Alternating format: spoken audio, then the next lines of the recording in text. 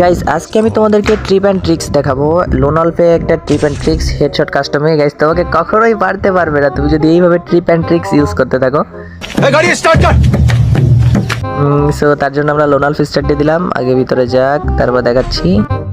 এবার এখান থেকে একটা গান নিতে হবে ভাই, শর্ট গান নিয়ে নিই। আর গান নেই আর না নেই ভাই, গানের কোনো ইউজ মানে এখানে চলবে না। মানে এটা অনেকে জানো আবার অনেকে জানো না, অর্থাৎ যারা জানো তারা হয়তো ভিডিও টিডিও বানাও না, যারা জানে না তাদের জন্য আমি ভিডিও বানায় দেখা দিলাম।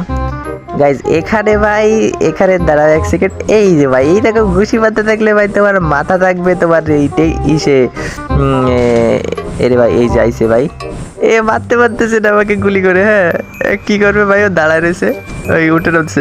আর আমি যে মাথা বের করতেছি সেই ও হাতে বন্দুক নিছে। হ্যাঁ ওই যে দেখছো ভাই, ও আমাকে মারতে পারবে না তো ওই জন্য